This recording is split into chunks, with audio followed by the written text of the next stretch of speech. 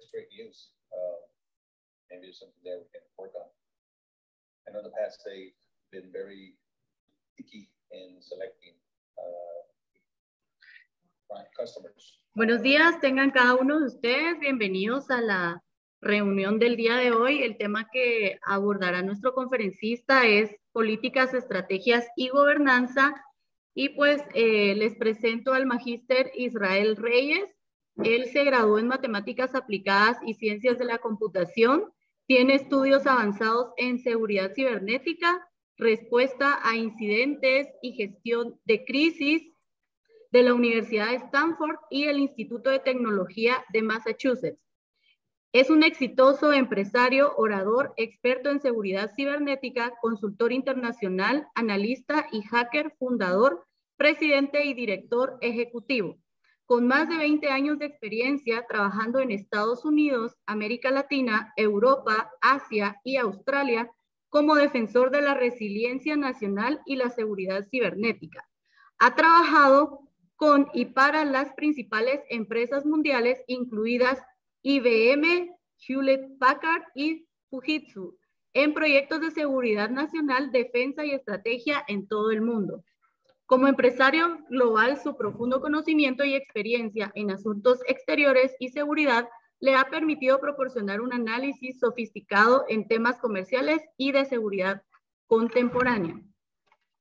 Inició con éxito una empresa de 2 plataformas, una plataforma segura basada en la nube para tecnología móvil que permite a las agencias gubernamentales y organizaciones del sector privado coordinar eficazmente la ejecución de planes de respuesta de contingencia durante una crisis, y la plataforma Solidity, desarrollada por él mismo, utilizada actualmente por varios gobiernos alrededor del mundo. Los usuarios de esta innovadora plataforma pueden recuperar operaciones de misión crítica utilizando información e inteligencia en cualquier momento y desde cualquier lugar. Al mismo tiempo, brindan beneficios tangibles en la reducción de responsabilidades, cumplimiento de la gobernanza y la ley estatuaria aplicable, coordinación, estandarización y capacidad de auditoría de ejecución.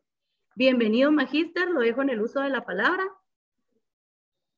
Muchísimas gracias. Bueno, primero que nada, para mí es un gusto estar con todos ustedes. Y bueno, hoy va a ser una sesión importante, interesante, ya que vamos a hablar de lo que es el Big Data, análisis de Big Data, de datos masivos, en el contexto de estrategia, gobernanza y política. Me gustaría más o menos saber cuánta audiencia tenemos, nomás para ubicarme. También me gustaría que esta sesión fuera interactiva y les mandé un par de libros, que es el del Big Data Analytics, y en base a eso voy a estar dando la presentación. Sí, ya tienen acceso ustedes a esos libros, ¿correcto? Sí, magíster, están colocados en la plataforma. Perfecto. Ahorita tenemos 38 participantes. Se conectan aproximadamente como 60, 70, entonces ahorita podemos visualizar a 38. Perfecto. Bueno, pues muchísimo gusto a todos. De verdad es un honor para mí que me inviten a participar en esto y bueno, vamos aquí a compartir el conocimiento.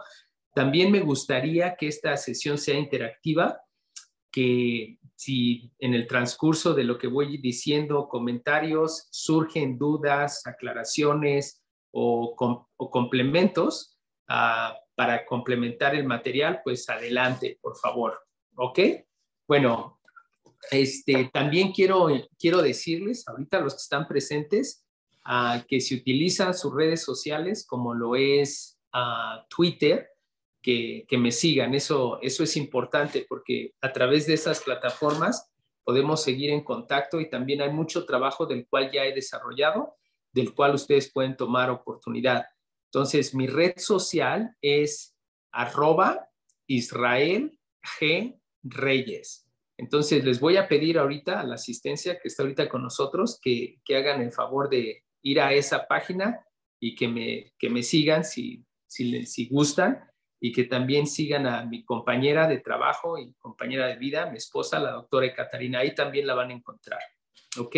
De esa manera podemos desarrollar una buena relación a mediano y a largo plazo y podemos intercambiar material. Bueno, como ustedes saben, en la actualidad tenemos mucha producción de datos. Los datos, en realidad, es el activo de más valor en cualquier sociedad.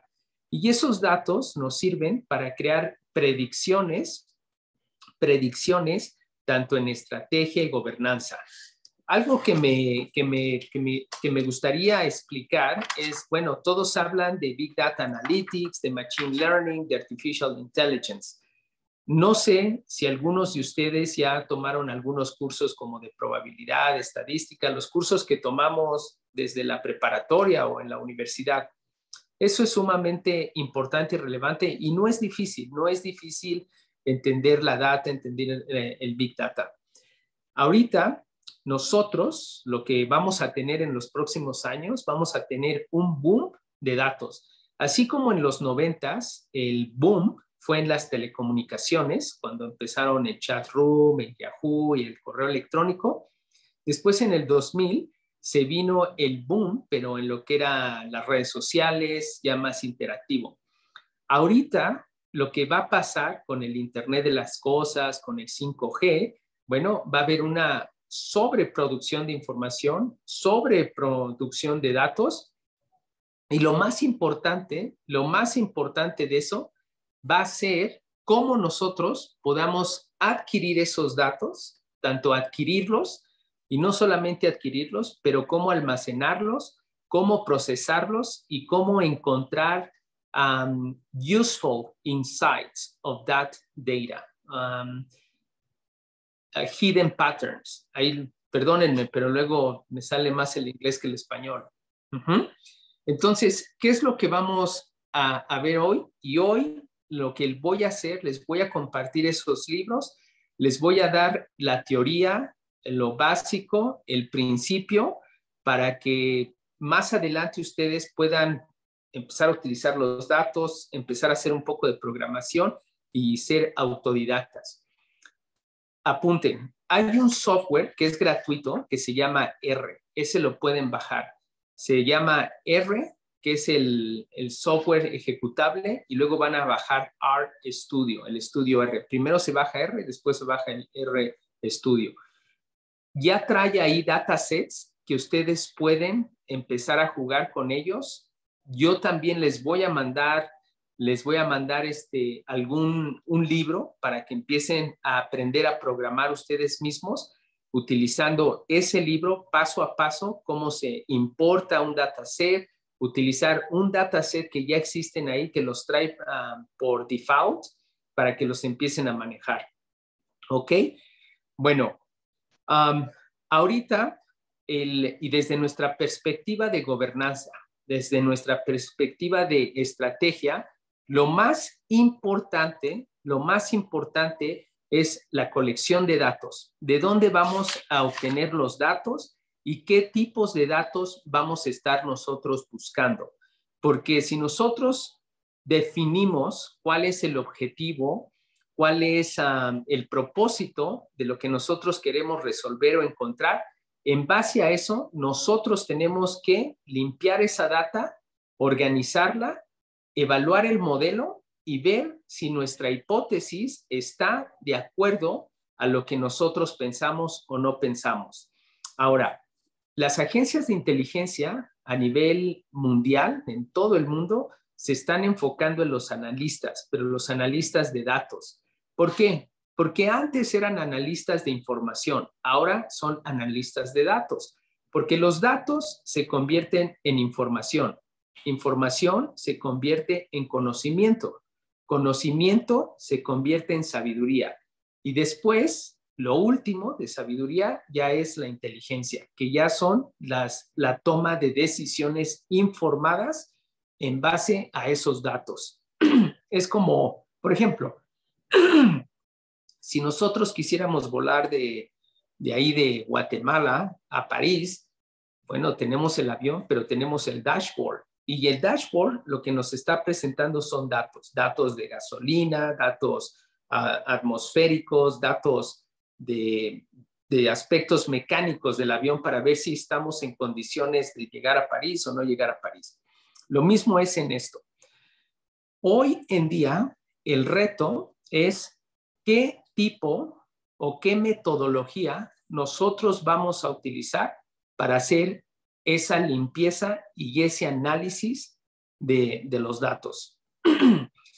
Algo que es importante, que seguramente ustedes ya han escuchado hablar, son de las V's que tiene el Big Data. ¿Estamos? ¿Sí me escuchan? Porque alguien trata de hablarme, pero como que me distrae. Sí le escuchamos, Magíster. Le escuchamos. Perfecto. Claro. Excelente. Bueno, en la teoría de datos y de Big Data Analytics, el problema o el reto o la oportunidad que tenemos es que la cantidad de datos que se producen diario por una persona o por una sociedad son bastantes. Es un gran volumen de datos. Ese volumen viene con una gran variedad de datos. Por ejemplo, tenemos audio, tenemos videos, tenemos likes, tenemos texto. Entonces, tenemos alto volumen con alta variedad de datos, pero también a una gran velocidad. Esas son las primeras 3 Bs que nos dan el Big Data. De esas 3 Bs, que es volumen, velocidad y variedad de datos, después viene veracidad, porque no todos los datos son veraces. A veces los datos están corrompidos, están obsoletos, están complejos. Entonces, la veracidad es importante, poder medir la veracidad y la entropía de los datos. La entropía se refiere al nivel de desorden que existe en esos datos, principalmente en los datos que no están estructurados. Entonces, la veracidad de los datos, y después de la veracidad viene la visualización de esos datos. Tenemos que visualizarlos. Tenemos que visualizar, por ejemplo, tenemos datos geográficos, datos geoespaciales, datos demográficos, datos psicográficos y etcétera, etcétera. Todos estos datos tienen una topología o una arquitectura. Antes del Big Data, nosotros hablábamos de SQL, de las bases de datos correlacionadas o operacionales. Es decir, las bases de datos que se construían como en los primeros CRM, que significa Customer Relationship Management. Cuando ustedes iban a la tienda de Walmart o a cualquier tienda, ellos iban reportando qué se vende, y automáticamente en el inventario iban teniendo toda esa base de datos de operaciones. Por eso se llaman bases de datos de operaciones o de transacciones. Y en base a eso, los primeros analistas de datos lo que podían hacer era predecir qué productos tenían que comprar más y qué productos se vendían más de acuerdo al día de la semana. Por ejemplo, si era verano, lo más común es que los refrescos o que los helados se iban a vender más. Entonces, ellos iban entendiendo esas bases de datos operacionales y transaccionales para poder entender cuál era la demanda y ellos poder poner la oferta. Pero esos datos no se capturaba el nombre de la persona, ni la fecha de nacimiento, ni su dirección. Con el tiempo se crearon tarjetas de lealtad que se le daban a los clientes. Y en esa tarjeta de lealtad, pues ya iba su nombre, su dirección, y cuando utilizan esa tarjeta de lealtad para recibir puntos de descuento, lo que ustedes están intercambiando es precisamente sus datos y su comportamiento de compra. Con esos datos y ese comportamiento de compra, ya no solamente se construyeron bases de datos transaccionales o operacionales, ya se hicieron bases de datos que ya estaban más centralizadas, focalizadas en la persona. Inclusive en algunas tiendas, cuando ustedes ponían ya esas tarjetas de lealtad, hasta ya podía decir welcome, bienvenido, señor Israel, etcétera. y empezaban a dar recomendaciones, que es lo que recomiendan en base a ese comportamiento de compra de la persona. Pero para aspectos de seguridad, estrategia, gobernanza y política, lo que yo he visto es de que el sector privado, principalmente el sector de las compañías de seguro, de los bancos, de los créditos, son los que han hecho el mejor uso de la data y de la información, porque ellos fueron los pioneros en un lado. Por otra parte, los que también fueron pioneros fueron Bell Communications, las compañías telefónicas. Las compañías telefónicas adquieren de una manera ingerente, obtienen datos, porque cuando un dispositivo móvil se registra en una torre para poder recibir datos y señales, está mandando toda la información del teléfono. Se trata de su email, que significa International Mobile Equipment ID, está mandando su DDI, que significa Direct Dial in Word, y está mandando sus ubicaciones GPS para ver en dónde está. Hay un documento que hizo el Congreso de Estados Unidos que se llama Cell Site Information Location. Y ese Cell Site Information Location actualmente en Estados Unidos se está utilizando como una manera de combatir el crimen. ¿Cómo funciona eso? Bueno, imagínense que hay un evento, un ataque terrorista en una ciudad de Guatemala, digamos que en Cayalá hay un evento terrorista. Todos los teléfonos móviles que están ahí en Cayalá están conectados a una torre que se encuentra a menos de 1 milla. Es para que pueda entrar. Esa torre puede ser de 4G, puede ser de 5G o inclusive puede ser de 3G. Esa información, cuando los teléfonos se registran, automáticamente ahí en el Cell Site Information Location deja todos los datos. Pasa el evento.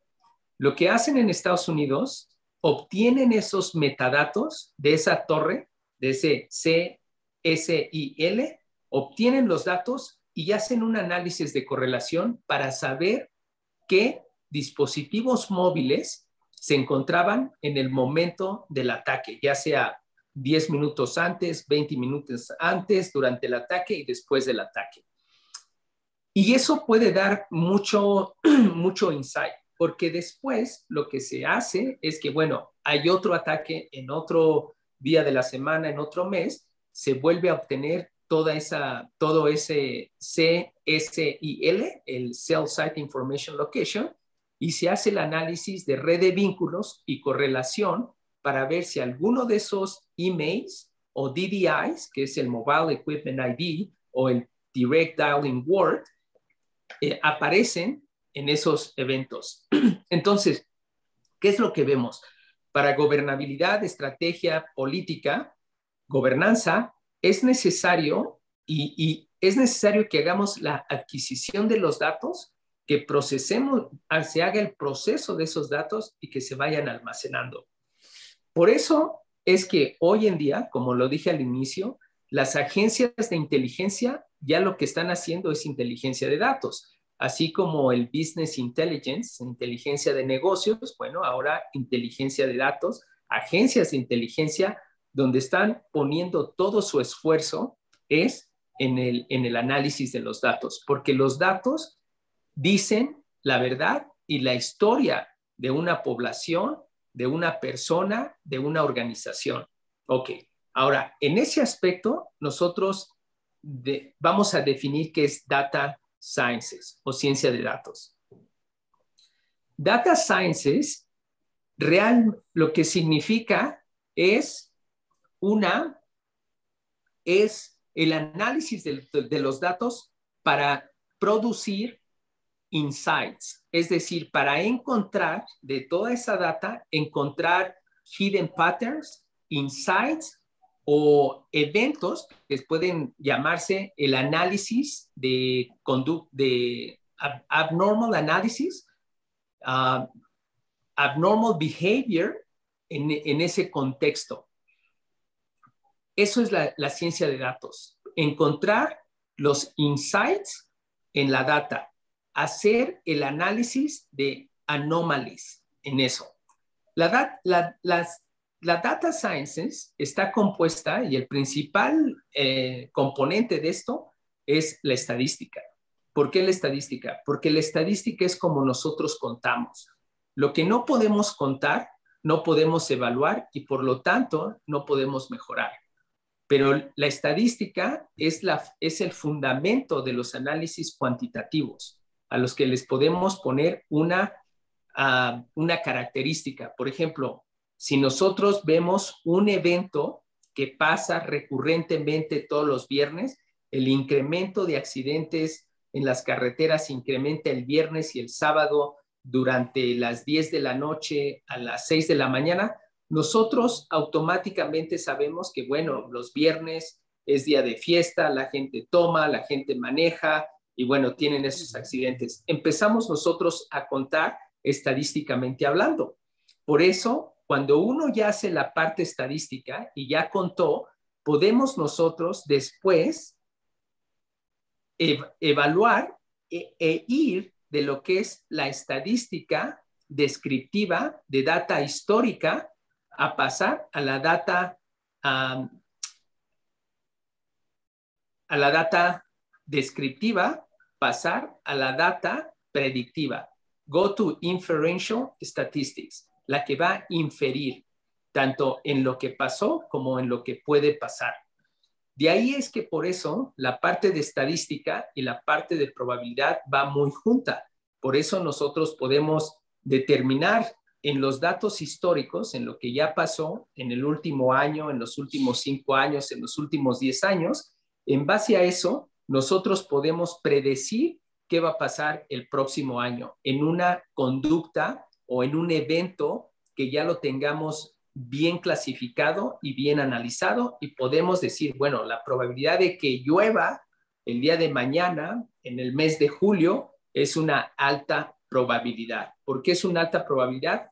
Porque, bueno, históricamente hemos visto que durante la época de lluvias se incrementa la caída pluvial.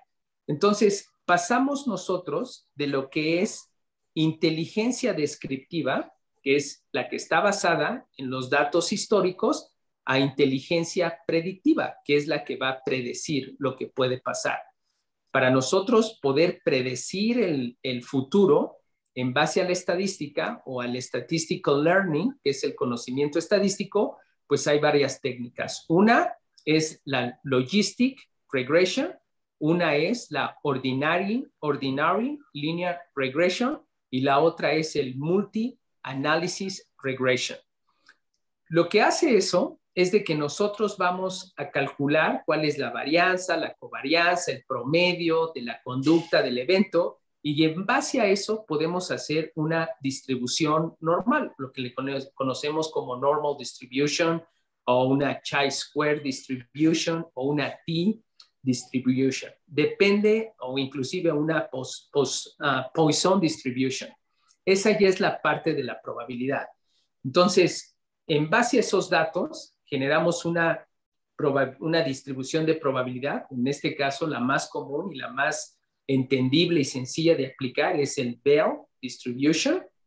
Y en base a esa distribución, si los componentes se dan, porque también tenemos que evaluar y modelar con otra distribution, por ejemplo, si vamos a modelar poblaciones en Guatemala, igual que en México, tenemos una K-distribution, porque tenemos una skew to the left, porque hubo una explotación demográfica en los 50s, 60s y 70s, y después hubo una disminución. Y para la edad de más de 65 años es una upper tail. Entonces, realmente es skew to the left y ending in an upper tail. Esa es una distribución de población tanto en México como en Guatemala. Pero bueno, una vez que nosotros hacemos esa parte de la probabilidad, podemos nosotros predecir con un confidence interval, con un intervalo de confidencia. Digamos, there is 85% de probabilidad de que este evento va a suceder, ¿ok? En ese 85% de probabilidad estamos manejando 2 sigmas. Si vamos a 3 sigmas, bueno, estamos incrementando la probabilidad porque lo que estamos haciendo en esa distribución normal, de normal distribution, estamos del mean value, que es el average, que es el mu, estamos expandiendo hasta 3 sigmas. Entonces, los outliers que nos quedan, o las colas que nos quedan, si estamos hablando de 3 sigmas, estamos hablando del 95% de probabilidad, lo cual quiere decir que queda un 0.05 de probabilidad negativa o de lo que no va a pasar, que son las colas. Quiere decir que una cola o una ending es de 0.025 y la otra es de 0.025. Si nosotros vamos a modelar una conducta, un crimen o un análisis de lo que ha pasado por los últimos 20 años, vamos a ver, por ejemplo, un ejemplo de la vida real sería, ok, tenemos el caso de que viernes y sábado, entre las 10 de la noche y las 6 de la mañana, tenemos un incremento de accidentes en la ciudad. Podríamos entender que eso se debe a que la gente se va al bar, se va a la fiesta, toma y maneja bajo la influencia, tienen accidentes. Y eso lo podemos calcular en 3 sigmas, pero de repente vamos a ver que hay un viernes que cayó en 23 de diciembre y va a ser una conducta típica, porque la mayoría de las personas el 23 de septiembre van a estar con su familia y van a empezar a festejar, lo cual quiere decir que los accidentes se van a reportar en 12 horas después, cuando ya celebraron y tomaron y manejaron. Pero eso va a romper el patrón o el pattern que existía en la data histórica de los 365 días. Entonces, ese es un ejemplo de una conducta que ya no va a llegar en el 95% de la probabilidad, que va a quedar en los outliers, que va a quedar en el 0.025. Por ejemplo, también cuando hay un juego de fútbol, no hay nadie en la calle, no hay tráfico en la calle, porque toda la gente está viendo el fútbol.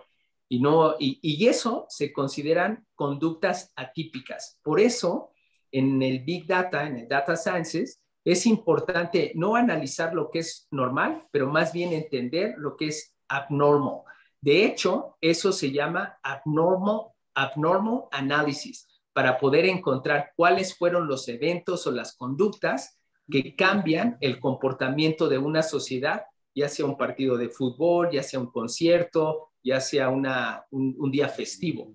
Entonces, en esa parte, cuando hablamos, y como lo dijimos en el pasado, bueno, hablamos de la inteligencia descriptiva, que ya describe el pasado, hablamos de la inteligencia predictiva, que va a predecir el futuro en base a métodos matemáticos, estadísticos y probabilísticos, que son las logistic regressions, las regresiones lineales, ordinary regression lineales, en multivariable analysis.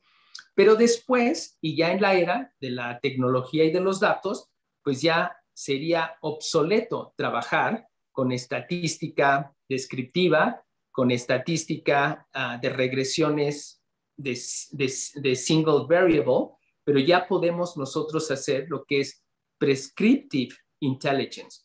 Y la prescriptive intelligence viene y la materia principal es el uso de bases de datos, pero bases de datos que no son estructuradas, bases de datos que ya son más complejas porque tienen muchos datos, metadatos, que los metadatos no son human readable, no tienen contexto humano, y bueno, para eso nosotros necesitamos non-SQL. Todo el pasado de las bases de datos relacionadas y correlacionadas se hacían con SQL, que significa Search Query Language. Porque cuando teníamos esas bases de datos, nosotros hacíamos un query. ¿Se acuerdan de los queries que decían, bueno, Google es una manera de SQL muy sofisticada, porque ustedes van a buscar, por ejemplo, tiendas de deporte cerca de mí. Lo ponen en Google, le dan search y lo que va a hacer en sus bases de datos, ustedes ya pusieron el subject, que es tienda de ropa o tienda de deporte, y eso va a ser el Query Language Search, lo va a buscar. Pero cuando nosotros ya tenemos el non-SQL, estamos hablando de metadatos que no tienen contexto humano. Non-SQL utiliza un protocolo que se llama JSON. JSON significa JavaScript Object Notation. Esto es sumamente importante porque en las bases de datos que eran SQL, era data estructurada, era nombre, apellido, fecha de nacimiento, dirección. Y cada base de datos están compuestas por tablas o tables. Esas tables es una matriz. Tiene rows y tiene columns. Es decir, row puede ser el número de observaciones, 1, 2, 3, hasta 1000. Y las variables que tiene, por ejemplo, una variable es primer nombre, apellido paterno, apellido materno, fecha de mes de nacimiento, día de nacimiento, año de nacimiento, y todas esas variables son attributes, son attributes a esa observación. Puede ser Israel Reyes Gómez, marzo 20 del 2010, supongamos.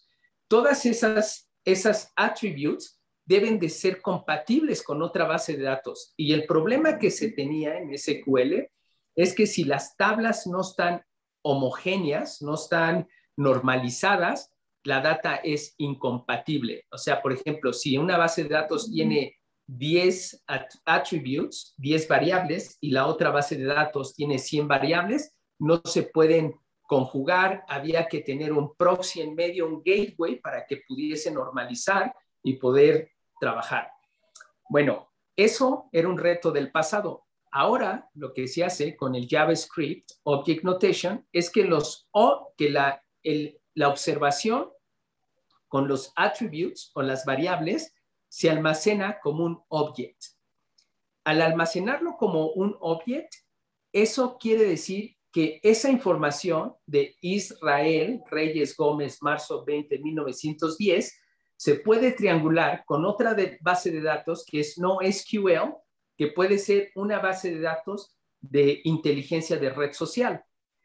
No necesitan tener las mismas variables o los mismos attributes, pero como este está en Object Notation y la otra en Object Notation, lo que va a hacer va a decir, ok, ¿cuál es el overlapping? Israel Reyes. Ese es el único overlapping que existe. El Gómez no es overlapping. La fecha de nacimiento no es overlapping. Entonces, ¿qué es lo que pasa? Bueno, que se puede complementar y se pueden agregar esos elementos. ¿Ok? Ahora, en el non-SQL pasamos de lo que es la metadata, que no tiene contexto humano, a datos. Los datos ya tienen contexto humano, ya pueden ser buscables por un tema. Por eso ya es subject oriented. Los datos se van a convertir en información. Información son los datos, pero ya organizados. Información se va a convertir en conocimiento. Y conocimiento también es la organización de la información. Después de conocimiento viene lo que se dice wisdom o sabiduría, que ya es la aplicación del conocimiento. Eso es wisdom. Y después de wisdom ya viene la parte de inteligencia, porque la parte de inteligencia es la toma de decisiones. Por ejemplo, si nosotros entendemos que la ciencia de datos es el estudio de las estadísticas y de las probabilidades y de todos los métodos, tanto de ingeniería como de matemática aplicada, para poder encontrar insights o patrones en la data.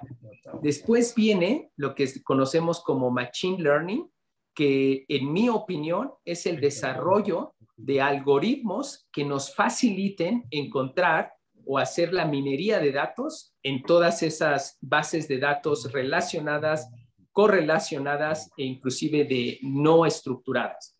Y después viene la parte de inteligencia o inteligencia artificial, que ya es la parte de la toma de decisiones, ya es la parte que va, por ejemplo, en el caso de Facebook, quien les manda a usted la recomendación cuando están en un lugar y Facebook les manda recomendación de qué les puede gustar, eso lo está haciendo los algoritmos de inteligencia artificial, que son los que ya están en la toma de decisiones informadas basada en los algoritmos de análisis de su ubicación geoespacial, de sus gustos, de qué les gusta y qué no les gusta, y bueno, y todo eso salió de un análisis de datos.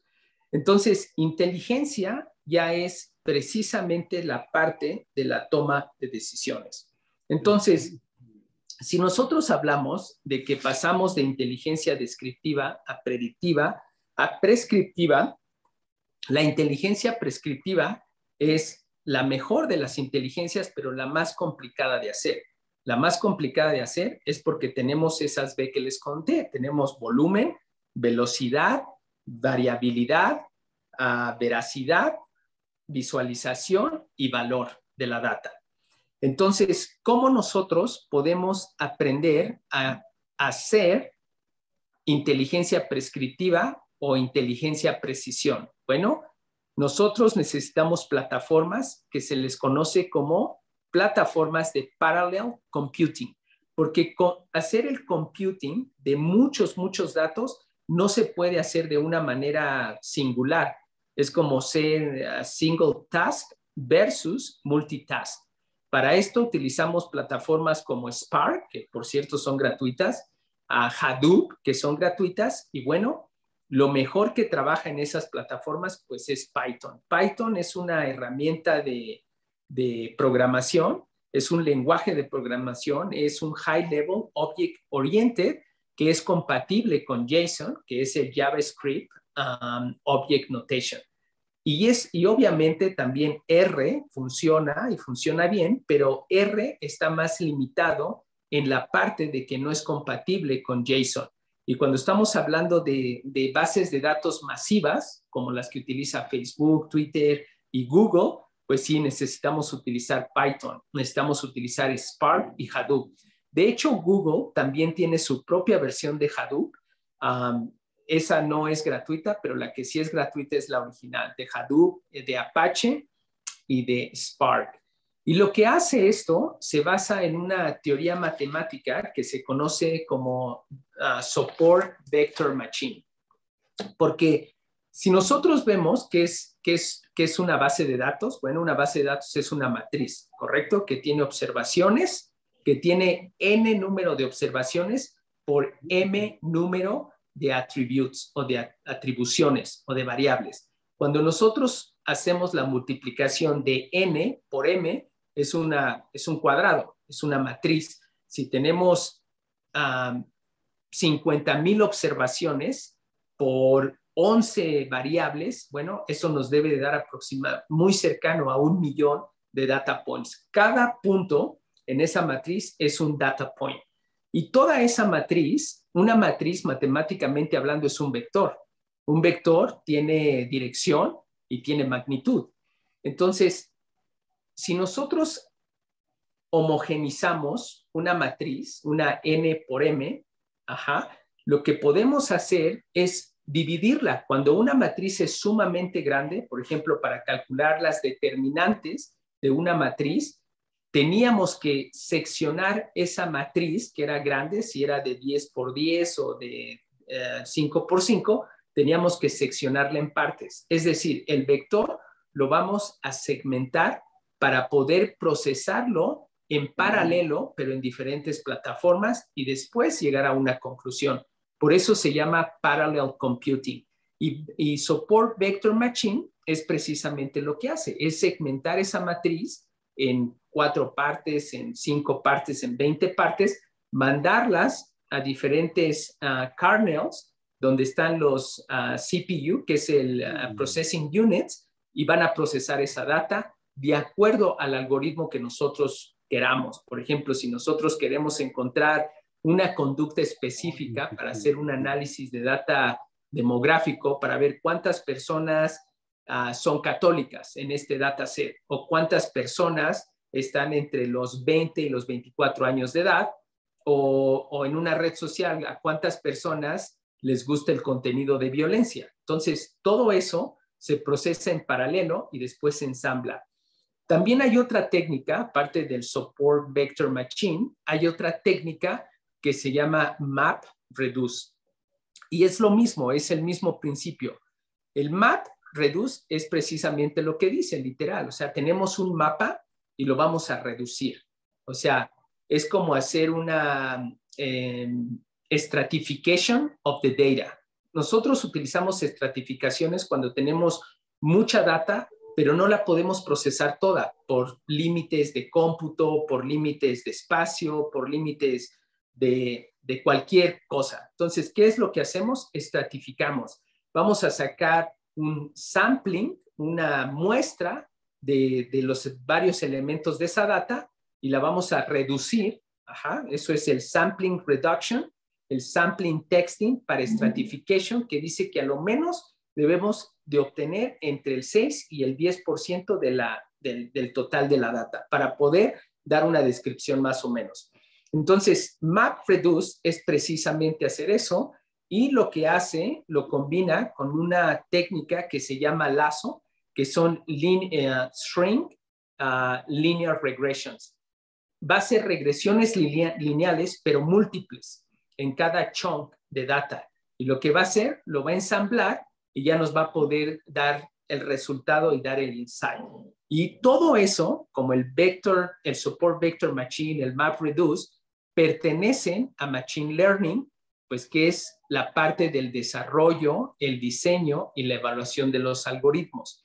Una vez que esos algoritmos se desarrollan, se diseñan y se evalúan, se comparan con la realidad. Efectivamente, lo que pensamos que está pasando, si es por esta data, hay que medir el error, por eso hablamos de la varianza, de la covarianza, para ver qué tipo de error tenemos para minimizar el error y optimizar el fitting en la línea que va a describir lo que es la conducta. Todo esto en el contenido de estrategia, inteligencia, etcétera, etcétera, y el reto es cómo nosotros podemos crear como un centro nacional de inteligencia o un centro nacional de datos para producir inteligencia. Casos de la vida real. Ataques terroristas. Los ataques terroristas sí son predecibles. Es más, de hecho, todo es predecible en esta vida si contamos con la data adecuada. Podemos predecir con un alto nivel de accuracy, de efectividad, cuántos años va a vivir una persona. Eso lo podemos saber de acuerdo a la calidad de vida de esa persona. Por ejemplo, si nosotros tenemos toda la data de esa persona desde que nació hasta la edad que tenga y tenemos data de su infancia, de su adolescencia, de su madurez y no solamente la data médica, pero también tenemos data de su calidad de vida o de su modo de vida, nosotros vamos a poder determinar si esa persona está vulnerable a la diabetes, a la hipertensión, a enfermedad crónica por alcoholismo, a la hepatitis C, a la hepatitis B, etcétera, etcétera. Y con eso, efectivamente, se puede determinar el riesgo de esa persona para adquirir una enfermedad o para, pues, su life expectation, su expectativa de vida. Por eso, los primeros científicos de datos que existieron son los actuarios. Los actuarios, como ustedes recordarán, son los que analizan la data para crear pólizas de seguro, porque nadie quiere asegurar a alguien que está en un alto riesgo de muerte, ya sea por una enfermedad crónica o por su nivel de vida porque hace deporte extremo. Entonces, imagínense, los actuarios calculan el riesgo de esa persona no solamente en base a sus análisis médicos, pero también en base a su calidad de vida. Si es una persona que le gusta tomar los fines de semana y que trae una motocicleta y que está entre sus 20 y 25 años, o peor, que está en sus 18 años, pues bueno, sabemos que es sumamente impulsivo, sabemos que su calidad de vida no es la mejor, y si aparte le encontramos que ya tiene deficiencia renal, que tiene ya hepatitis C por alcoholismo, pues ya es un caso de alto riesgo, ¿no? Para una compañía de seguro. Por eso los primeros científicos de datos en realidad fueron los actuarios que analizaban este tipo de datos para determinar la expectativa de vida de una persona, de un derechohabiente o de una población. Entonces, así se fue dando y dando lo que es la ciencia de datos. Obviamente, antes la data era muy limitada y la data era muy sesgada porque era data estructurada. La data, por ejemplo, en México la obteníamos y la obtenemos del INEGI, del Coneval, pero son a través de surveys, a través de encuestas. Y esa data realmente no nos dice mucho porque la gente siempre va a dar la mejor percepción de ellos, especialmente en calidad de vida o en hábitos, que siempre va a decir los buenos hábitos, pero no va a decir los malos hábitos. Pero lo que hemos encontrado nosotros, que la data que viene de redes sociales, como es la inteligencia de redes sociales, la inteligencia de señales, la inteligencia de imágenes, eso dice más que 1000 palabras. Por ejemplo, una foto de las personas que suban a sus redes sociales, pues eso les va a decir mucho acerca de esa persona o de ese objetivo. La calidad de vida o sus hábitos es más apparent que lo obtengan de una red social a que lo obtengan de una encuesta, porque si ustedes van con el survey, con la encuesta y le preguntan, pues va a decir otras cosas. Obviamente también las redes sociales están sesgadas porque las personas psicológicamente siempre se van a autopromover, siempre van a dar su mejor versión de ellos, van a utilizar fotos con filtros y van a tener, pues lo que esto es lo que yo quiero que vea la gente y esto es lo que yo no quiero que vea la gente. Pero, ¿cómo nosotros podemos obtener inteligencia de eso sin que la gente ponga? Bueno, lo que hace Facebook es estudia cuánto tiempo se gasta la persona en ver. No necesita darle un like a la foto o a lo que se puso, nomás necesita ver cuánto tiempo en milisegundos o en segundos la persona se quedó viendo esa foto, porque eso quiere decir que le llamó la atención. Eso quiere decir que es de su interés. Ahora, si ustedes ven y estudian el contrato de término de uso, condiciones de uso de cualquier red social, les va a decir que tiene acceso a su micrófono y a su cámara. Por ejemplo, el Siri siempre está escuchando, tanto en el teléfono como en la computadora o Alexa, pero las cámaras también siempre están activadas y están viendo el ojo de la persona. ¿Y qué pasa? Bueno, imagínense ustedes que ustedes están viendo su red social, la cámara siempre les está apuntando a la cara, a los ojos, y eso puede obtener los datos biométricos para ver cuáles son sus expresiones faciales, para ver si el contenido que ustedes están viendo les está generando empatía, miedo, incertidumbre o excitement. Por ejemplo, ahí van a poder ver si la pupila se dilató, si no se dilató, si se frunció la frente, si la cara se enchuecó como de molestia, como que de disgusting o de placer o de felicidad o alegría. Todo eso se queda registrado en esas bases de datos, en esos datos, metadatos, que por eso Facebook puede hacer esos análisis y decir cuáles son las personalidades de esas, o sea, cuál es el perfil psicográfico de la persona, qué le gusta y qué no le gusta. Por eso cuando ustedes reciben propaganda,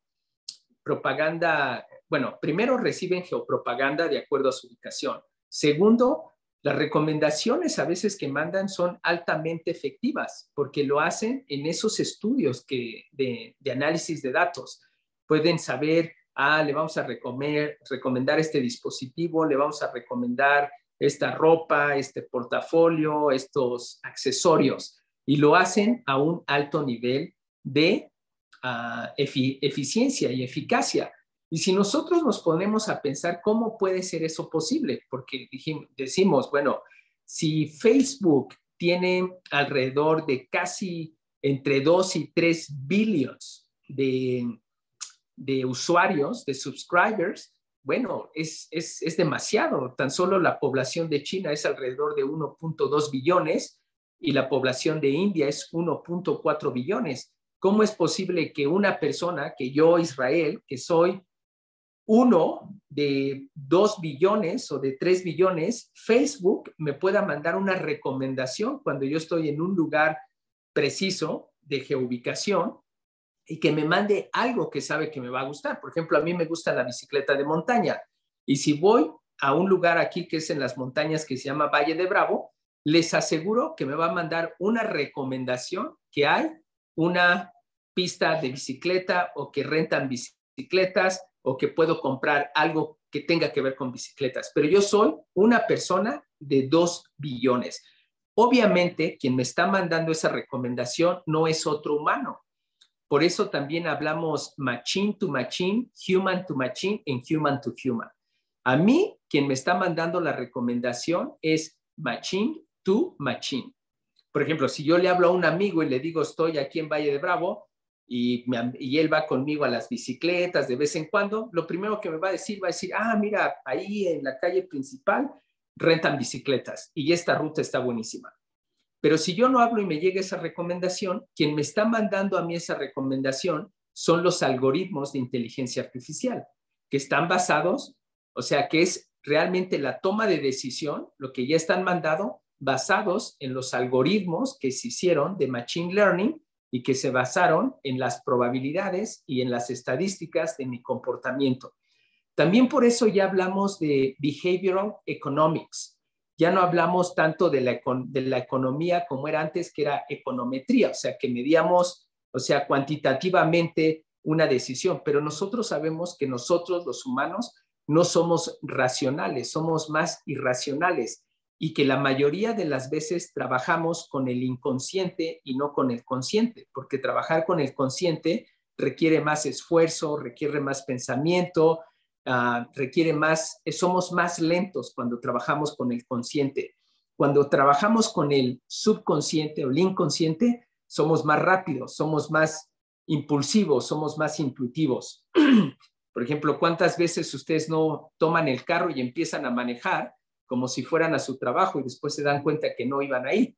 Entonces ya como que se despiertan y ya se dan cuenta que iban a otro lugar. Bueno, en la teoría de econometría, antes nosotros utilizábamos para medir la oferta y la demanda, la macroeconomía, la microeconomía, utilizábamos los censos, los datos del census para poder hacer esas predicciones. Pero lo que se han dado cuenta últimamente, y por eso John Nash, de ahí de Beautiful Mind, se ganó el premio Nobel en economía, siendo matemático, porque lo que él decía era que realmente la toma de decisiones no es racional. La mayoría de la toma de decisiones es irracional y está basada en el behavior y en el comportamiento. Por eso la economía es behavioral economics. Depende del día de la semana, del clima, de mi estado de ánimo, que yo voy a hacer mi toma de decisiones. Entonces, ¿cómo desde el punto de vista de inteligencia predictiva, prescriptiva, podemos nosotros entender cuál es el perfil psicográfico de esa persona para poder ofrecerle lo que nosotros sabemos que va a hacer en su toma de decisiones? Es decir, si a una persona le gusta el rojo, todo lo que le tengamos que dar de regalo debe de ir envuelto en rojo, porque le gusta el rojo. Y si esa persona no le gusta el azul o no le gusta el morado, no importa qué regalo le van a dar, pero lo envuelven en el papel que no le gusta o ese color no le gusta, automáticamente va a tener disgust por esa acción, y esto le puede cambiar el estado de ánimo. Entonces, nosotros por eso decimos que aquí los datos nos dicen todo. Obviamente es como encontrar una aguja en un pajar, es como encontrar el needle en the hashtag. Creo yo que lo más importante ahorita para todos ustedes, nosotros que estamos en el área de estudios estratégicos en seguridad, ya es totalmente indispensable saber probabilidad, estadística, análisis de datos y programación para poder hacer nuestro trabajo de una manera más eficiente, más cognitiva y poder ser más asertivos en la inteligencia que vamos a producir. Ya hay un artículo que se llama Goodbye, James Bond, Welcome Big Data. Y como les comenté, ya ahorita las agencias de inteligencia ya no necesitan tanto de la persona que le decíamos boots on the ground o men on the street, porque ya no necesitamos ponerlo en la calle, ya no necesitamos mandar una persona a que se infiltre en una organización para obtener la información. Ahorita lo que necesitamos es tener acceso a los dispositivos, a la inteligencia de señales, la inteligencia de imagen, la inteligencia de redes sociales, de ese objetivo que nosotros queremos analizar y hacer una red de vínculo de ahí. Y de ahí vamos a obtener comportamiento. Vamos a tener, bueno, la red de vínculos y vamos a poder entender su círculo más cercano de qué les gusta, qué los motiva, qué no los motiva o qué los ha llevado a tener esa toma de decisiones y esas conductas que pueden ser anormales, atípicas, antisociales. Esa es la nueva inteligencia. ¿Preguntas?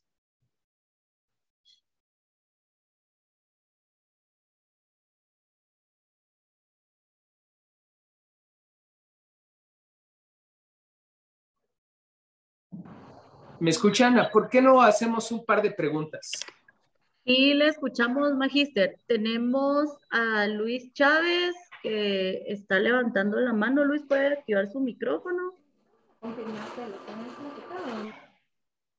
¿Qué tal? Buenos días. Le saluda Luis Chávez. Es en respecto a una consulta. Un sistema SIEM, el Security Information Event Management, recoge datos previstos por Big Data. Tras un análisis, ¿esto sería correcto? ¿Sería de esta manera o estoy equivocado? Gracias. Luis, me dijiste el SIM, ¿no? Que es el Security Information Event Management. Así ¿correcto? Es. Ok, ¿no? Exacto. SIEM, que significa Security Information Event Management, es un sistema que está basado en reglas. Entonces, ¿tú has programado esos dispositivos, esas appliances, Luis? Correcto. Ok, hay una que se llama ArcSigned, ¿correcto? Sí. Ok. En Nueva Zelanda yo tuve la fortuna de trabajar de las primeras versiones de estos tipos de aplicaciones. Esto realmente lo que hace, si tú te recuerdas, creas unas reglas. Ajá. Por ejemplo, una regla de las que nosotros teníamos, porque era un proyecto de gobierno para el Custom, de New Zealand Customs, teníamos que ver quién tiene acceso a los pasaportes, quién puede leer pasaportes. Teníamos otro módulo que es Identity Management, que es quién es la identidad, o sea, quién es la persona. Y la persona, el Identity Management, estaba conformado por tres elementos en ese tiempo. Era el primer elemento que era, bueno, ¿quién es la persona? Ajá, Israel Reyes. ¿Qué tiene esa persona? Una clave, un código, un password. Ajá, ¿quién es? ¿Qué tiene? ¿Y qué sabe esa persona? ¿Correcto? Entonces, mandábamos autenticación del teléfono para un texto, mandábamos algo que él sabe, era el password, algo que él tiene, el teléfono para que le llegaba el SMS y algo que tiene, que es, y algo que sabe, que era su password. Con esa identidad de tres factores, podíamos nosotros triangularlo con el SIEM, que era el Security Information Event Management, y decir, esta identity, que no poníamos nombres porque era comprometer la identidad de la persona, pero era el 00543, puede accesar a esta base de datos durante las 8 de la mañana y las 5 de la tarde. Automáticamente, fuera de ese tiempo, if x is not equal, si x no es igual de 0800-2000, o sea, las 20 horas, las 2000 horas, ahí hace un trigger al sistema, al SIEM, y mandaba la alerta.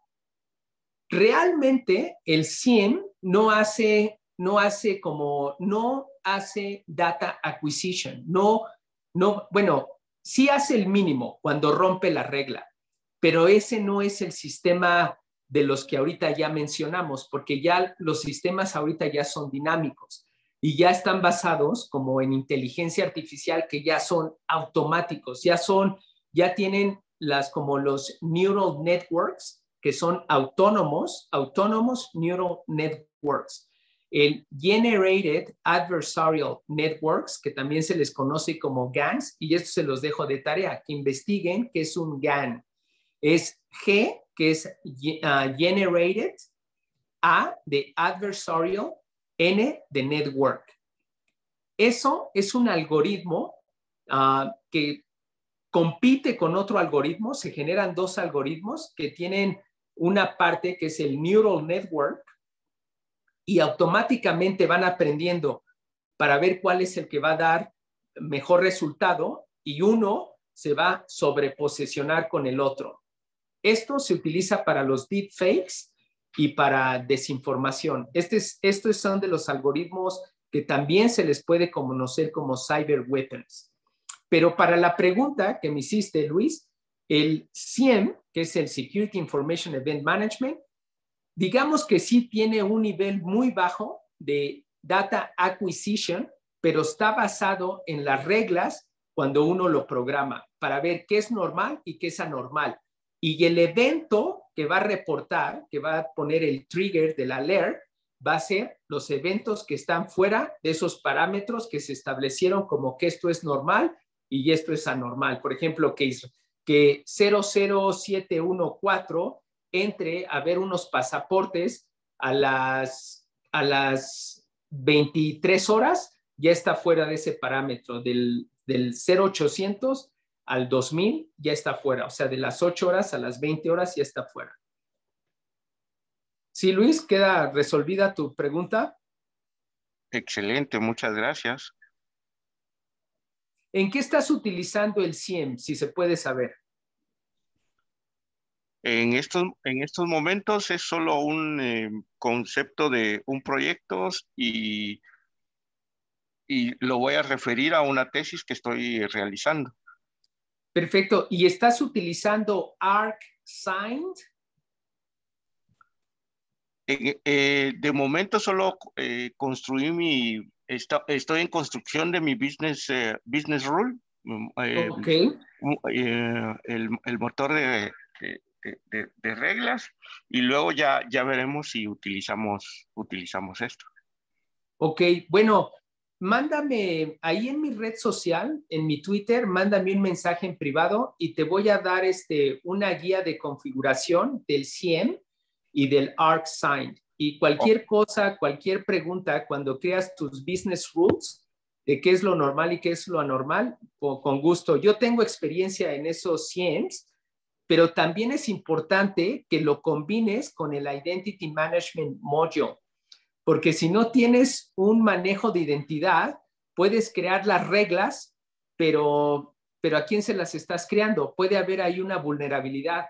Entonces, debes tú de ahí de asegurarte de que, ok, estas son las identities, estos son sus roles, y de acuerdo a esos roles tiene estas responsabilidades, y el need to know basis se le tienen que dar esos granted access para que puedan desarrollar su trabajo con el mínimo de información requerida o accesos a la información clasificada, porque el objetivo del SIEM es precisamente encontrar eventos que sean raros, que sean sospechosos, y hay que analizar esos eventos para ver si son false positives, negative positives, and so on. ¿Ok? Pero sí, mándame eso, está interesante y te felicito. En esto de SIEM es sumamente importante combinarlo también con las bases de datos de los SysLogs, del System Logs, porque ahí hasta para análisis forense digital y para pruebas de intrusion es sumamente importante. Entonces, la combinación perfecta es tener un Intrusion Detection System y un Intrusion Prevention System y un SIEM. Esa sería la combinación perfecta, porque tienes el Intrusion Prevention System, el que va a prevenir cualquier intrusión y te va a mandar una alerta, pero también tienes el Intrusion Detection System. Entonces ya viste que ya tienes un intruso adentro y ya tienes tu SIEM para que de acuerdo a las reglas de negocios o parámetros que le diste, te mande la notificación y ya sepas en dónde entró, a qué horas entró, con qué se registró, etcétera, etcétera. ¿Correcto? Muchas gracias, se lo agradezco. Perfecto, sin problema. ¿Otra pregunta?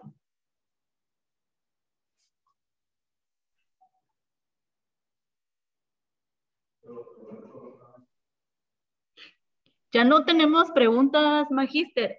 Si gusta, vamos a dar 10 minutos de receso, ¿verdad? Para que puedan tomarse un cafecito y todo, y ya regresamos a las, sí, somos las 10:10, a las 10:20. ¿Le parece? Perfecto. Bueno, si no tienen más preguntas, yo voy a tener preguntas para ellos. Yo les recomiendo que mejor pregunten y que no sea yo el que les tenga que preguntar porque van a reprobar. Sí, al final podemos realizar preguntas.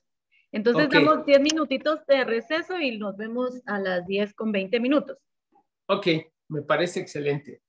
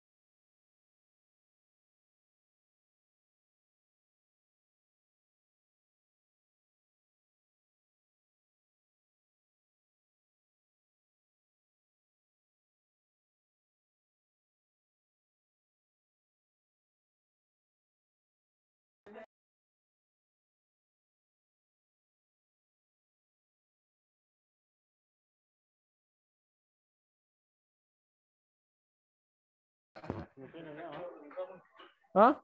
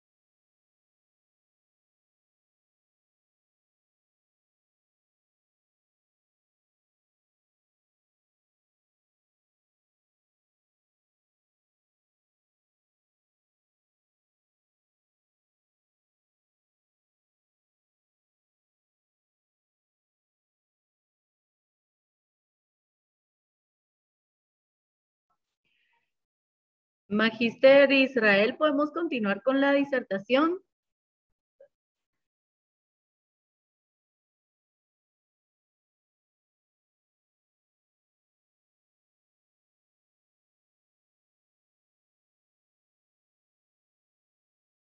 Hola, ¿qué tal? ¿Ya estamos? Ya estamos en el tiempo.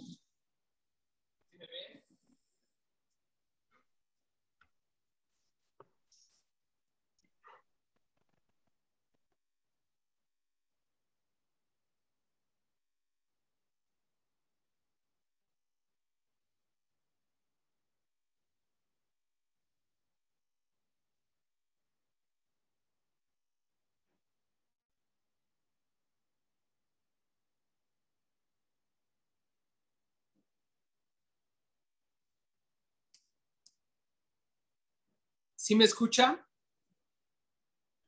Sí, sí le escuchamos claro, Magíster. No escucho.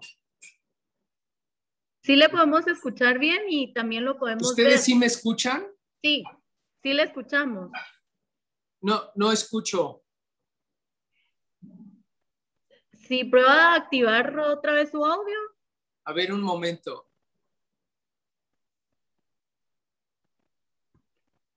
No escucho. ¿Me escuchan?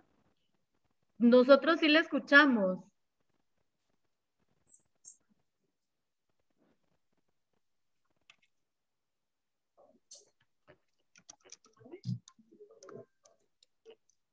No los escucho. Sí, ok, ustedes sí me escuchan. Yo a ustedes no los escucho. Ok.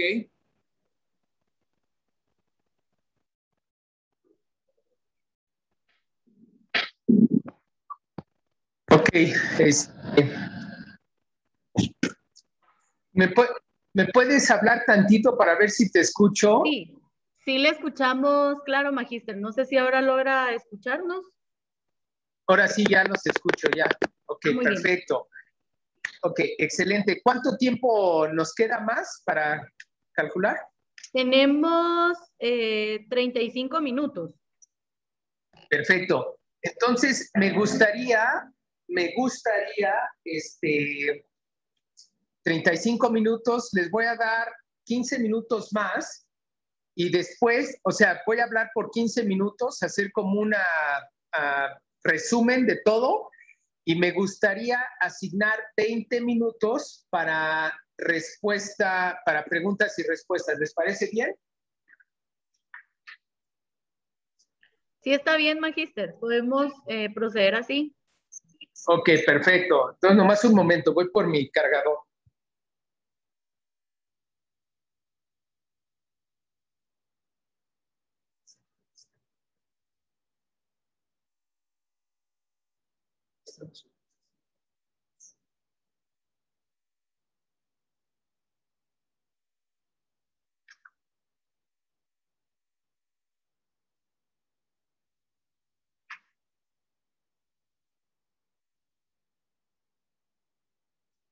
Ok.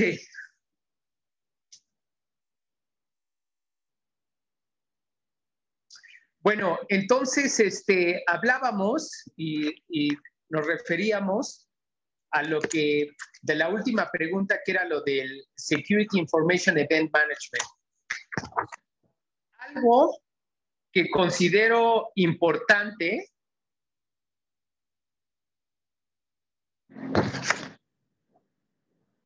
Okay.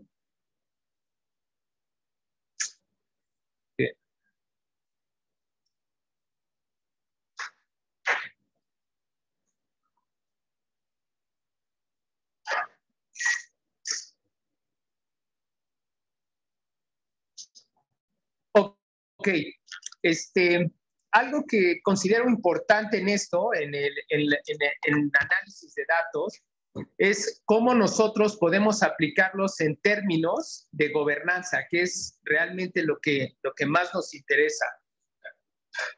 Ya entendimos que, bueno, todo en un momento.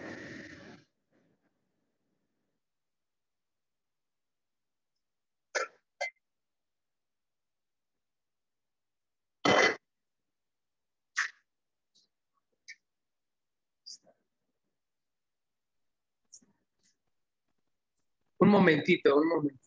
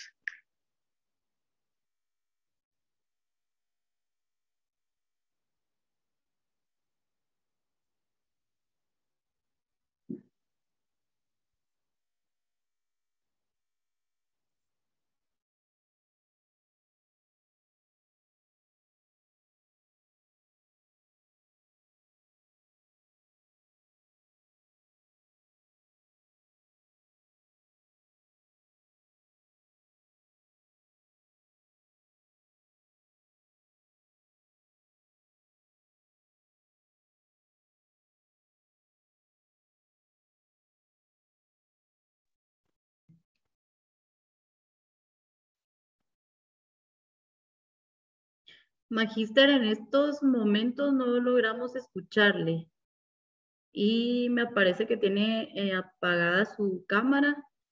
Mientras tanto, los participantes, si desean plantear preguntas al finalizar la disertación, pueden irlas colocando en el chat o bien al final pues pueden activar su audio para podérselas realizar al magíster, ¿verdad?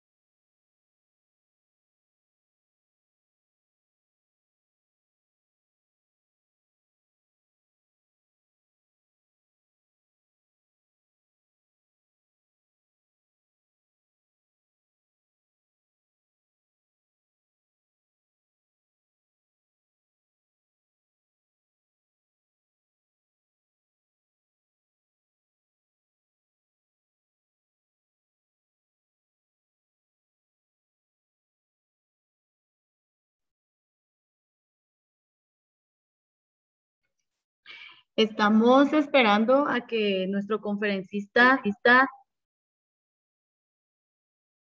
active nuevamente su audio. Y lo que sí les voy a pedir es que a los participantes que están ahorita dentro de la reunión, por institución, le realicen una pregunta al finalizar su disertación para que podamos pues tener esta dinámica de preguntas, ¿verdad? Al finalizar. Magíster, sí puedo verlo, pero no le escuchamos.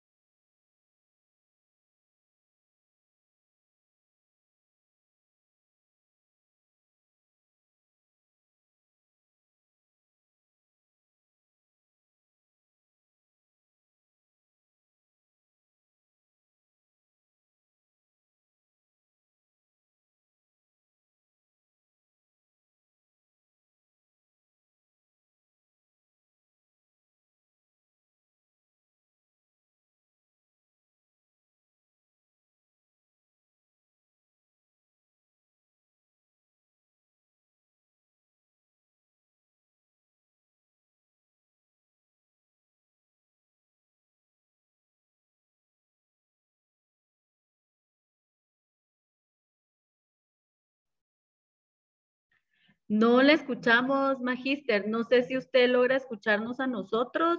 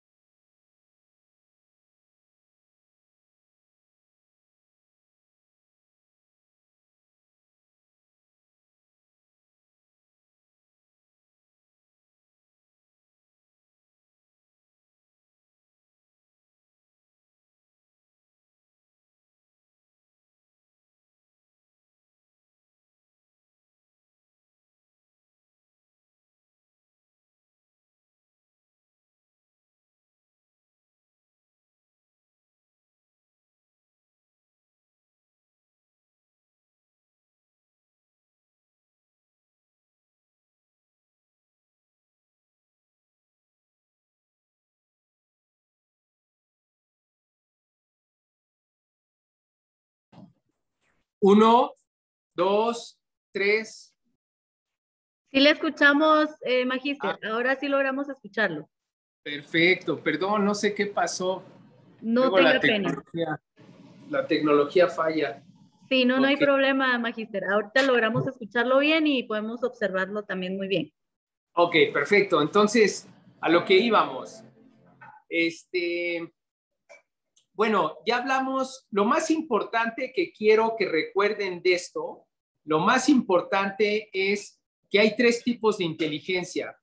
La inteligencia descriptiva, que describe el pasado, la inteligencia predictiva, que predice el futuro, y la inteligencia prescriptiva, que también se le conoce como inteligencia de precisión.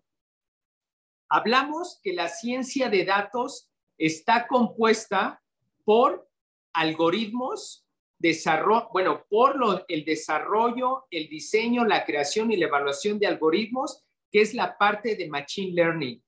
Está compuesta también por lo que es la adquisición de datos, la minería de datos, que se le conoce como data mining en data warehousing. También dijimos que el data sciences está compuesto por probabilidad y estadística.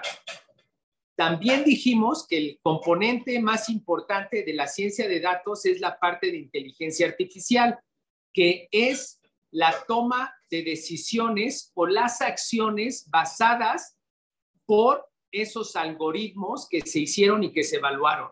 Entonces, nosotros concluiríamos que la ciencia de datos tiene la parte de la matemática, la probabilidad, la estadística, tiene la parte de ciencias de la computación, que es la creación, el diseño y evaluación de algoritmos, que es el machine learning, y tiene la parte de inteligencia artificial, que es las recomendaciones, la toma de decisiones basadas en estas partes, probabilidad, estadística y ciencias de cómputo. Hablamos inteligencia descriptiva, describe el pasado. Inteligencia predictiva, predice el futuro. E inteligencia prescriptiva, que va a prescribir el futuro y que es lo mejor de lo mejor y lo último, esta inteligencia prescriptiva. Hablamos que la metadata no tiene contexto humano y que describe las atribuciones de la data. Los metadatos, que son ceros y unos, se convierten en datos, datos se convierten en información, información en conocimiento, conocimiento en sabiduría. Y la suma de todo esto se convierte en inteligencia. Hablamos inteligencia de negocios, hablamos también de que las agencias de inteligencia ahorita en lo que más están invirtiendo es en analistas de datos, analistas de ciencia de datos, ingeniería de datos.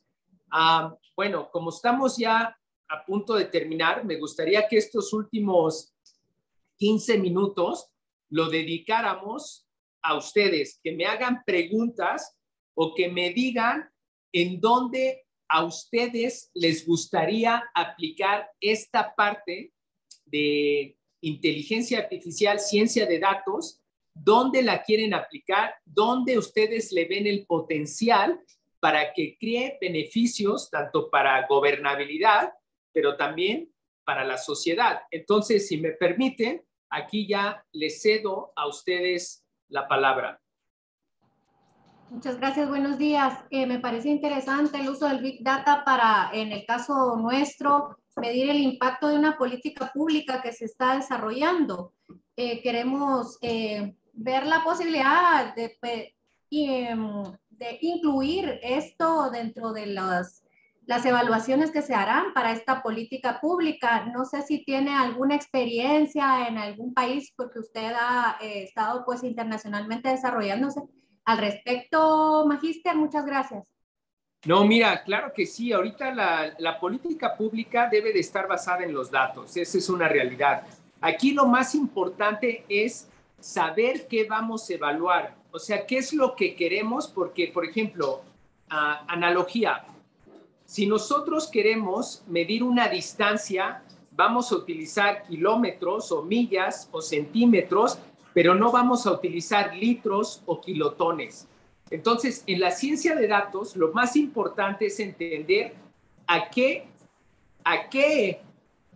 cuál es el objetivo y cuál es la misión para poder saber qué data necesitamos y también poder saber cómo vamos a evaluar esa data, cuáles son los indicadores para ver si estamos en lo correcto, porque recordemos que lo que no podemos medir, no podemos evaluar y por lo tanto no lo podemos mejorar.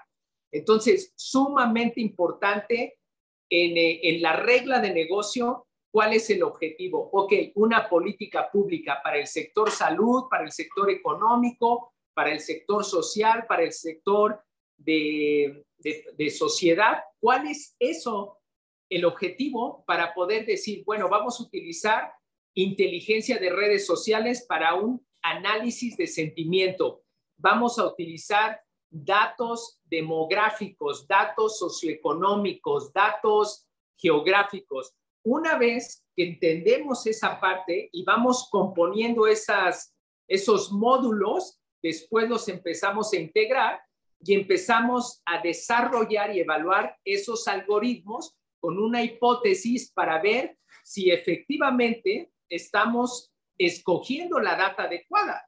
Porque es como si, bueno, yo quiero hacer un pastel, voy a la tienda, pero en vez de comprar harina, huevo y leche, compro carne, sal y otras cosas. Entonces no voy a poder hacer un pastel. Eso es sumamente necesario e importante. Y también, si me lo permiten, a sus órdenes, en lo que pueda yo colaborar con ustedes en ese proyecto, cuenten conmigo como un amigo, como un tutor o como una guía ahí, porque esos proyectos sí los hemos hecho con países como Nueva Zelanda y Australia, se han llevado al cabo. Y también en México hicimos un proyecto para la Secretaría de Seguridad Pública y Protección Ciudadana. Entonces, con mucho gusto, en lo que podamos ayudar, cuenten con nosotros. Muchas gracias, Magíster. ¿Algún contacto? Sí, mira, mi WhatsApp es el +1, porque es de Estados Unidos, y el número es 202-919-1102. Es +1, porque es de Estados Unidos, y es 202-919-1102. Y en mi red social, en Twitter, me puedes mandar también mensaje privado en @Israel G. Reyes. Israel G de Gerardo y Reyes. Y con confianza y con mucho gusto les comparto metodologías, documentos que les pueden ayudar a esto. Pero ese es el presente y el futuro, porque con los datos podemos contar, podemos evaluar y podemos mejorar esas evaluaciones. ¿Cómo te llamas? Alejandra Pineda, del Ministerio de Gobernación. Muchas gracias, Magíster, por su amable disposición a apoyarnos. Ok, mándame el WhatsApp y con gusto les mando esa información.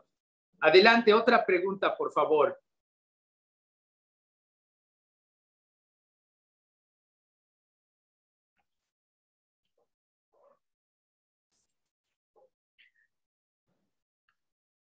Tenemos una pregunta en el chat, Magíster, y esta es por Francisco Alvarado. ¿Cómo obtienen las agencias de seguridad o inteligencia acceso al Big Data de redes sociales?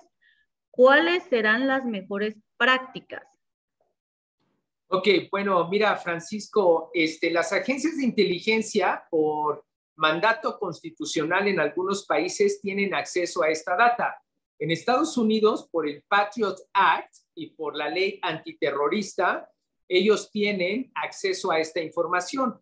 También todas las personas, cuando hacen uso de una red social, en el contrato o convenio de término y condiciones de uso, están aceptando que toda la información que ponen en redes sociales ya es de dominio público, ya no es de dominio privado. Por lo tanto, no hay ninguna evasión o infracción a la Ley General de Datos o a la Ley General de Protección de Datos Personales. Técnicamente, ellos accesan con programas que se les conoce como Gafi y TweetPy, que son programas, librerías para Python que hacen minería de datos en redes sociales para análisis de sentimiento social. Gracias, maestro. Tenemos otra pregunta de parte de Carlos Sucup, del Ministerio de la Defensa Nacional, y consulta, ¿podría dar un ejemplo de inteligencia prescriptiva? Claro, claro. Por ejemplo, un ejemplo de inteligencia prescriptiva puede ser medicina precisión. Medicina precisión es cuando los doctores obtienen la data del paciente, la data médica, y lo combinan con el análisis del genoma de la persona, o sea, su código genético. Ese es un ejemplo de medicina, pero que es inteligencia prescriptiva o inteligencia precisión. Otro ejemplo es de las acciones que se tomaron en el último ataque terrorista en Nueva Zelanda. Como ustedes recordarán, en el 2018, un extremista australiano mató a 51 personas en Nueva Zelanda y no se pudo actuar. El tiempo de respuesta por la policía y por la agencia de seguridad, pues fue muy tardía, muy tardada. Pero en el último incidente terrorista que se dio en Nueva Zelanda, en Auckland, el tiempo de respuesta fue de menos de 1 minuto. En 60 segundos neutralizaron al terrorista. Él no pudo matar a nadie, sí dejó a varias personas heridas en un supermercado en Auckland, pero el tiempo de respuesta por las agencias de inteligencia fue en 60 segundos y lo pudieron neutralizar. Ese es un ejemplo de inteligencia prescriptiva. Ya estaba monitoreado 24/7, 24/7, y bueno, fue altamente efectivo la respuesta. Mucho gusto, Carlos, y qué felicidades que estás en el Ministerio de la Defensa. También, cuando quieras, mándame, ya tienen mi WhatsApp, cualquier libro, documento que sea de utilidad y que yo tenga acceso, se los puedo compartir con mucho gusto. Muchísimas gracias, Magíster. No sé si habrá alguna otra pregunta de parte de los participantes o igual pueden colocarla en el chat.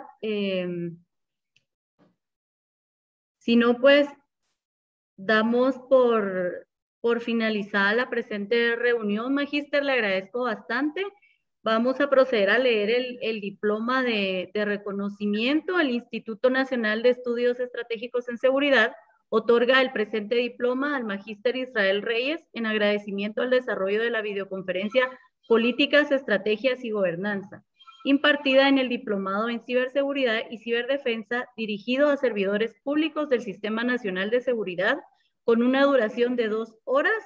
Tenemos la fecha del día de hoy y pues el presente diploma está firmado y sellado por nuestro director general, Magíster Jorge Francisco Girón Mendizábal, y la encargada temporal de la dirección académica, Magíster Claudia Victoria García García.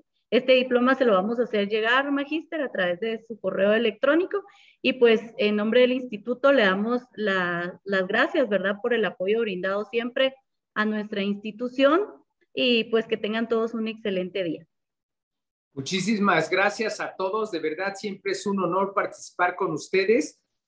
Una vez que me manden mensaje en la red social como Twitter, les voy a compartir la información y también cuando se dé la oportunidad de invitarlos a eventos, tanto en Estados Unidos como en México, para seguridad nacional, seguridad cibernética y ciberinteligencia, les voy a compartir eso. Por eso es importante que me escriban ahí en Twitter para que también los tenga registrados. Les extiendo un cordial saludo, afectuoso saludo con los mejores deseos de éxito y bueno, felicidades al INES, al Instituto Nacional de Estudios Estratégicos en Seguridad, que sin duda alguna están produciendo y cambiando el destino de todo un país para bien a través de la educación y de la metodología que ustedes utilizan con sus estudiantes. Muchísimas gracias. Un honor participar con ustedes.